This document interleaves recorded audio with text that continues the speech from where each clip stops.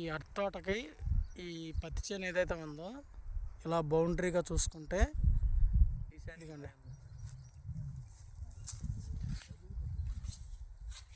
ఆ కనిపిస్తున్న ఇళ్ళ వరకు 4 ఎకరాలు.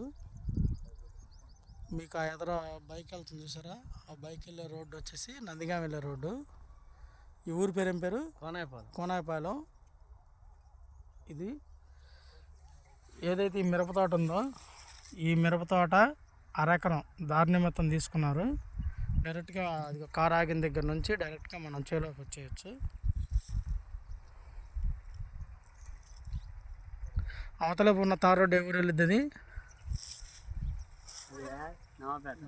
నవాబ్పేట వెళ్తుందండి తార్ రోడ్డు. అది హైవే ఎక్కిద్ది. ఎన్ని కిలోమీటర్లు వచ్చేది అండి? అది 3 కిలోమీటర్లు వస్తుందంట.